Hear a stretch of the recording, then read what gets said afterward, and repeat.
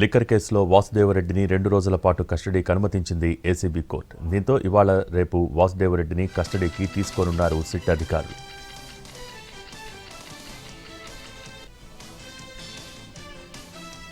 తెలంగాణలో ఖాళీగా ఉన్న రాజ్యసభ స్థానాలకు సంబంధించి ఉత్కంఠకు తెరపడింది. అధికార కాంగ్రెస్ పార్టీ తన అభ్యర్థులను ఖరారు చేసింది. కాంగ్రెస్ సీనియర్ నాయకుడు, ప్రముఖ న్యాయవాది అభిషేక్ మను సింఘ్వి పేరును కూడా ఖరారు చేశారు. జాతీయ రాజకీయాల్లో ఆయనకున్న అనుభవాన్ని పరిగణనలోకి తీసుకుని ఈ నిర్ణయం తీసుకున్నారు. ముఖ్యమంత్రి రేవంత్ రెడ్డికి అత్యంత సన్నిహితుడు, ప్రస్తుతం ప్రభుత్వ సలహాదారుగా ఉన్న వేం నరేందర్ రెడ్డి పేర్లను అధిష్టానం అధికారికంగా ఖరారు చేసింది. సీఎం, పీసీసీ చీఫ్గా ఉన్నప్పటి నుంచి నరేందర్ రెడ్డి పార్టీ కోసం చేసిన సేవలకు దక్కిన గుర్తింపుగా దీనిని భావిస్తున్నారు. వీరు నేడు తమ నామినేషన్లను దాఖలు చేయనున్నారు. ఢిల్లీలో కేంద్ర హోంమంత్రి అమిత్ షాతో తెలంగాణ సీఎం రేవంత్ రెడ్డి సమావేశమయ్యారు. రాష్ట్రానికి సంబంధించిన పలు కీలక భద్రతా అంశాలు, పోలీసు విభాగం బలోపేతంపై ఈ సమావేశంలో చర్చించారు. ముఖ్యమంత్రి వెంట DGP Shivadhar Reddy, intelligence additional DGP Vijay Kumar, SIB IGP Sumathi తదితరులు పాల్గొన్నారు. రాష్ట్రంలో శాంతి భద్రతల పరిరక్షణ కోసం ప్రభుత్వం అమలు చేస్తున్న విధానాలను ఈ సందర్భంగా అమిత్ షాకు వివరించారు రేవంత్ రెడ్డి. ఈగల్ ఫోర్స్ కార్యకలాపాలు, సైబర్ నేరాలను, సైబర్ సవాళ్లను ఎదుర్కోవడంలో తెలంగాణ సైబర్ సెక్యూరిటీ బ్యూరో పోషిస్తున్న క్రియాశీలక పాత్ర గురించి వివరించారు.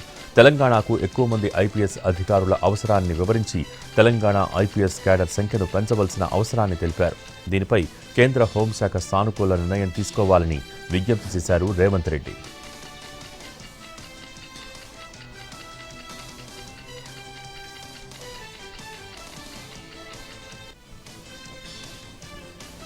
తెలంగాణ ప్రభుత్వం కీలక నిర్ణయం తీసుకుంది. మార్చి 8న అసెంబ్లీ ప్రాంగణంలోని కౌన్సిల్ హాల్ ప్రారంభించనున్నారు.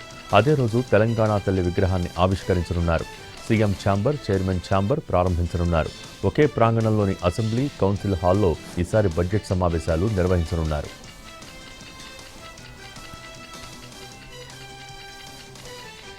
హెచ్ఎండిఏకు చెందిన 17 ఎకరాలను వేలం వేయకుండా సీఎం మేనల్లుడికి కట్టబెట్టారని ఆరోపించారు హరీష్ రావు.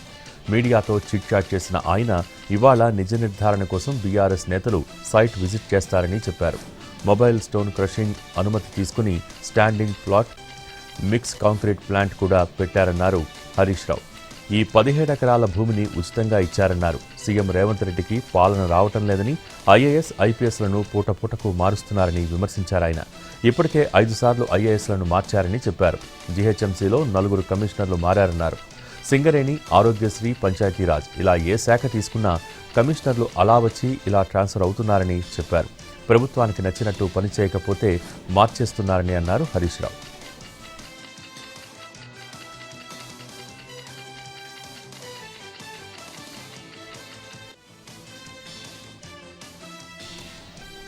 కృష్ణా గోదావరి బేసిన్ పరిధిలో అత్యధికంగా వ్యవసాయం సాగు చేసిన ప్రభుత్వంగా కాంగ్రెస్ ప్రభుత్వం నిలిచిపోయిందన్నారు మంత్రి ఉత్తమ్ కుమార్ రెడ్డి. ఖరీఫ్ సీజన్లో 72 లక్షల మెట్రిక్ టన్నుల ధాన్యం కొనుగోలు చేశామని అన్నారు. సూర్యాపేట జిల్లా కోదాడ మండలంలో నూతనంగా నిర్మాణం చేపడుతున్న ఎత్తిపోతల పథకాల పనులను పరిశీలించారు. మే చివరి నాటికి పనులను పూర్తి చేసి ఖరీఫ్కు రైతులకు సాగునీరు అందిస్తామన్నారు. కాంగ్రెస్ ప్రభుత్వం ధాన్యం బోనస్గా 19,000 కోట్ల రూపాయలు రైతులకు చెల్లించిందన్నారు. రైతు ప్రభుత్వంగా కాంగ్రెస్ ప్రభుత్వం ముందుకు పోతోందని అన్నారు.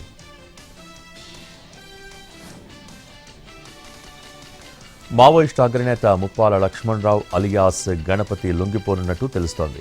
గణపతితో మరికొందరు మావోయిస్టు అగ్రనేతలు తెలంగాణ పోలీసులకు టచ్లోకి రావడంతో పాటు లొంగిపోవటానికి సిద్ధంగా ఉన్నామంటూ సమాచారం ఇచ్చినట్టు తెలంగాణ పోలీసు వర్గాలు చెబుతున్నాయి. మావోయిస్టు అగ్రనేత తిప్పిరి తిరుపతి అలియాస్ దేవ్జీ ఈ మధ్య తెలంగాణ పోలీసులకు లొంగిపోయారు. ఆ సమయంలోనే గణపతి కూడా ఆచూకీని పోలీసులు కనుగొన్నట్టు సమాచారం. గణపతి అడవుల్లో లేరని, ఏదో ఒక సిటీలో షెల్టర్ తీసుకుని ఉండవచ్చని ఆ రోజే తెలంగాణ డీజీపీ శివధర్ చెప్పారు. ఆయనతో సంప్రదింపులకు ప్రయత్నిస్తున్నామని వెల్లడించారు. తాజాగా ఇప్పుడు గణపతి లొంగిపోతానని సమాచారం ఇచ్చినట్టు తెలుస్తోంది.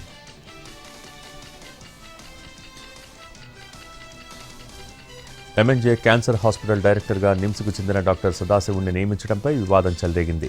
ప్రభుత్వ నిర్ణయాన్ని వ్యతిరేకిస్తూ ఎంఎన్జే ఫ్యాకల్టీ, సిబ్బంది నిరసన తెలియజేశారు. ఇక్కడి సీనియర్ ఫ్యాకల్టీని పట్టించుకోకుండా నిమ్స్ నుంచి జూనియర్ను తీసుకొచ్చి ఎంఎన్జే డైరెక్టర్గా నియమించడంపై అభ్యంతరాన్ని వ్యక్తం చేశారు. ప్రభుత్వ నిర్ణయం సరికాదని Telangana government doctors association doctor సదాశివుణ్ణి కలిసి అసంతృప్తిని తెలియజేసింది. ఈ సమస్యకు ప్రభుత్వం త్వరగా పరిష్కారం కనుగొంటుందని ఆశిస్తున్నట్టు తెలంగాణ గవర్నమెంట్ డాక్టర్స్ అసోసియేషన్ తెలిపింది.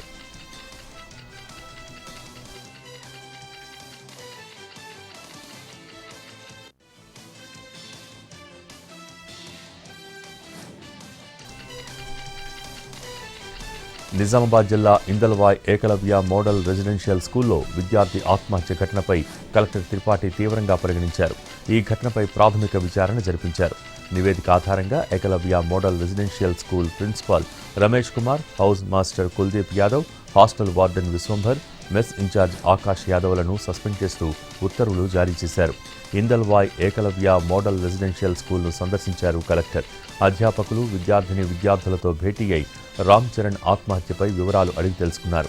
రామ్ చరణ్ బలవన్మరణానికి పాల్పడటం ఎంతో బాధ కలిగించిందని కలెక్టర్ ఆవేదన వ్యక్తం చేశారు.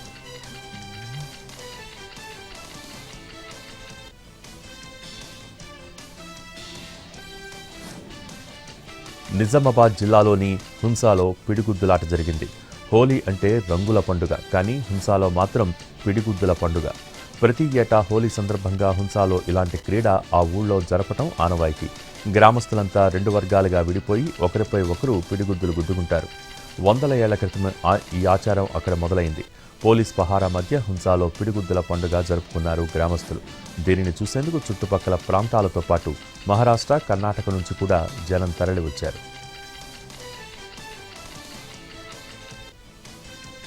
భూపాలపల్లి జిల్లా మాదారం పెద్దవాగులో కాకతీయుల కాలం నాటి విష్ణుమూర్తి విగ్రహం బయటపడింది. 3 ఏళ్ల క్రితం చేపలు పట్టేందుకు వెళ్లిన గ్రామస్తులకు ఈ విగ్రహం కనిపించింది. అప్పట్లో పూజలు చేసి వదిలేయటంతో అది మళ్లీ ఇసుకలో కూరుకుపోయింది. ఇటీవల వాగులో నీరు తగ్గి విగ్రహం తలభాగం మళ్లీ కనిపించడంతో వీడియో సోషల్ మీడియాలో వైరల్ అయింది.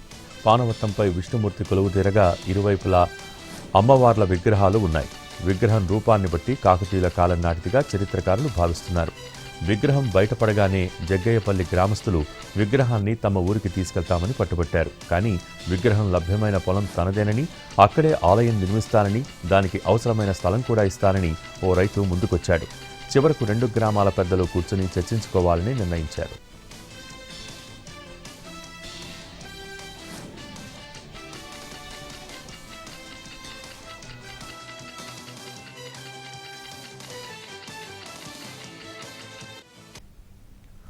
కాకినాడ జిల్లా వేట్లపాలెం మృతులకు ఏపీ అసెంబ్లీ సంతాపం తెలిపింది. 2 నిమిషాల పాటు మౌనం పాటించారు సభ్యులు.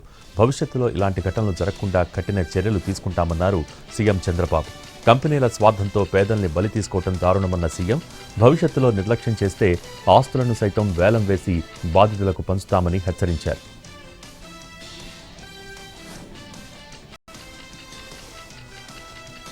ఎమ్మెల్యే కొలికపూడి శ్రీనివాస్ తనకు తాను గొప్పగా ఊహించుకుంటున్నారని హాట్ కామెంట్స్ చేశారు టీడీపీ రాష్ట్ర అధ్యక్షులు పల్లా శ్రీనివాస్. మీడియాతో చిట్చాట్ చేసిన ఆయన కొలికపూడికి చివరి వార్నింగ్ అయిపోయిందని, పిలిచి మాట్లాడే పని లేదని అన్నారు. వ్యక్తిగత ఇమేజ్తో ఎవరూ గెలవలేరని, ఆ విషయం కొలికపూడికి అర్థం కావట్లేదని అన్నారాయన. టీడీపీ అండ లేకుండా పోటీ చేస్తే ఫైనాన్షియల్గా జీరో అవుతారని, ఇదే విషయాన్ని అసెంబ్లీ లాబీలో కొలికపూడికి చెప్పానని అన్నారు పల్లా. తప్పైందని, ఇకపై హైకమాండ్ చెప్పినట్టే నడుచుకుంటానని చెప్పి మళ్లీ సోషల్ మీడియాలో పోస్టులు పెట్టారన్నారు. నియోజకవర్గంలో సాధారణంగా ఆలయాల్లో ఎమ్మెల్యేలకు ప్రోటోకాల్ ఉంటుందని, కానీ ఒక ఎంపీ వచ్చినప్పుడు మర్యాదపూర్వకంగా వ్యవహరించాలని అన్నారు పల్లా శ్రీనివాస్.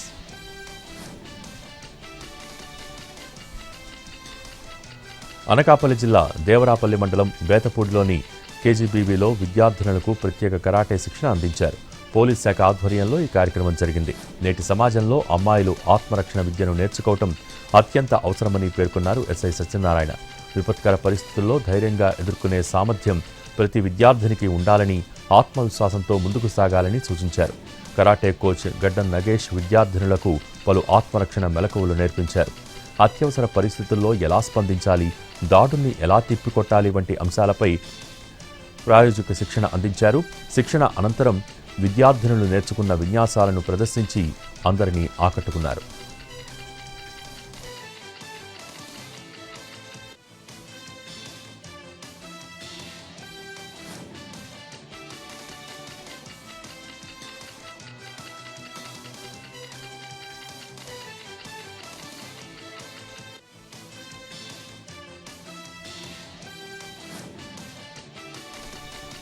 తమిళనాడులో డీఎంకే కాంగ్రెస్ల మధ్య సీట్ షేరింగ్ పంచాయతీ కొలుక్కొచ్చింది. రెండు పార్టీల మధ్య అవగాహన కుదిరింది. దీని ప్రకారం కాంగ్రెస్ 28 అసెంబ్లీ సీట్లలో పోటీ చేయనుంది. అలాగే కాంగ్రెస్కు ఒక రాజ్యసభ స్థానం కేటాయించనుంది డీఎంకే. ఈ మేరకు సీఎం స్టాలిన్తో జరిగిన సమావేశంలో రెండు పార్టీల మధ్య ఒప్పందం కుదిరింది. ఈ ఒప్పందంపై స్టాలిన్ సంతకం కూడా చేశారు.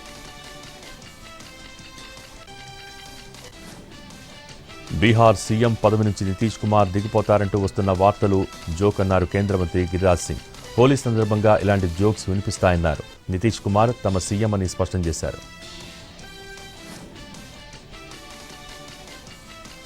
ముంబై ఇంటర్నేషనల్ ఎయిర్పోర్ట్లో భారీగా విదేశీ గంజాయి పట్టుబడింది. 45 కోట్ల రూపాయల విలువ చేసే 45 కిలోల విదేశీ గంజాయిని సీజ్ చేశారు కస్టమ్స్ అధికారులు. బ్యాంకాక్ నుంచి ముంబై వచ్చిన 9 మంది ప్రయాణికుల వద్ద విదేశీ గంజాయి గుర్తించారు కస్టమ్స్ అధికారులు. ఎవరికి ఏమాత్రం అనుమానం రాకుండా విదేశీ గంజాయిని సిగరెట్ డబ్బాలలో కలిపి తరలించే ప్రయత్నం చేశారు కేటుగాళ్లు. స్కానింగ్లో గంజాయి గుట్టు బయటపడింది. 45 కిలోల ఫారిన్ గంజాయిని సీజ్ చేసిన కస్టమ్స్ అధికారులు 9 మంది స్మగ్లర్స్పై ఎన్డీపీఎస్ చట్టం కింద కేసు నమోదు చేసి అరెస్ట్ చేశారు.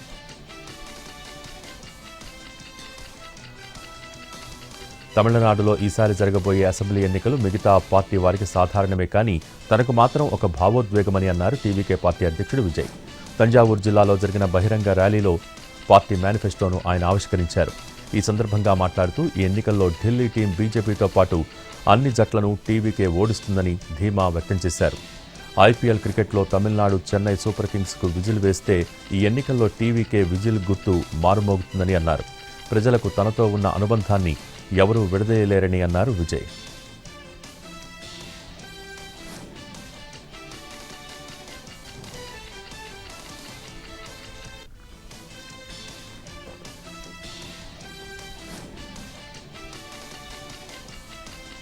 హిమాలయ దేశం నేపాల్ సార్వత్రిక ఎన్నికలకు సర్వం సిద్ధమైంది. మరికొన్ని గంటల్లో ఓటింగ్ ప్రారంభం కానుంది. నేపాల్ జనాభా సుమారు 3 కోట్లు కాగా ఇందులో 1.9 కోట్ల మంది ఓటర్లు. ఓటర్స్లో ఎక్కువ మంది యువతే ఉన్నారు. గత ఏడాది సెప్టెంబర్లో జెన్జెడ్ ఆందోళనల తర్వాత అక్కడి ప్రభుత్వం కూలిపోయిన సంగతి తెలిసిందే. దీంతో షెడ్యూల్ కంటే ముందుగా జరుగుతున్న ఈ ఎన్నికలు ప్రాధాన్యతను సంతరించుకున్నాయి. ఈ ఎన్నికల్ని రాజకీయ మార్పునకు మార్గంగా విశ్లేషకులు భావిస్తున్నారు.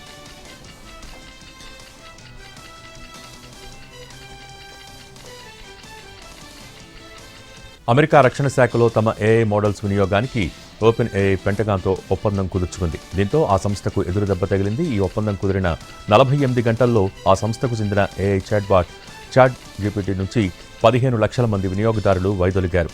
అయితే ఇందుకు సంబంధించి సంస్థ నుంచి అధికారిక ప్రకటన వెలువడాల్సి ఉంది.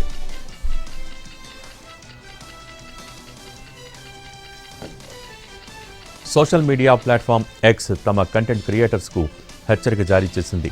ఆర్టిఫిషియల్ ఇంటెలిజెన్స్ టెక్నాలజీతో క్రియేట్ చేసిన వార్ వీడియోలకు సంబంధించి ఓ కీలక అప్డేట్ విడుదల చేసింది. ఈ వీడియోలను పోస్ట్ చేసేటప్పుడు ఆ విషయాన్ని స్పష్టంగా వెల్లడించకపోతే కఠిన చర్యలు తప్పవని స్పష్టం చేసింది. అలాగే క్రియేటర్లను రెవెన్యూ షేరింగ్ ప్రోగ్రాం నుంచి 90 రోజుల పాటు సస్పెండ్ చేయనున్నట్టు ప్రకటించింది. దేశీయ టెలికాం దిగ్గజం ఎయిర్టెల్, టెక్ దిగ్గజం గూగుల్ తాజాగా కీలక ఒప్పందాన్ని ప్రకటించాయి. దేశంలోని కోట్ల మంది మొబైల్ వినియోగదారులకు మరింత సురక్షితమైన మెసేజింగ్ అనుభవాన్ని అందించేందుకు ఈ రెండు సంస్థలు చేతులు కలిపాయి. ఎయిర్టెల్ నెట్వర్క్ ఇంటెలిజెన్స్ను గూగుల్ రిచ్ కమ్యూనికేషన్ సర్వీసెస్ ప్లాట్ఫామ్తో అనుసంధానించడం ద్వారా డిజిటల్ మోసాలకు చెక్ పెట్టనున్నారు. ఈ భాగస్వామ్యం ద్వారా ఆండ్రాయిడ్ యూజర్లు గూగుల్ మెసేజెస్ యాప్ ద్వారానే మెరుగైన ఆర్సీఎస్ సేవలను పొందే వీలుంది.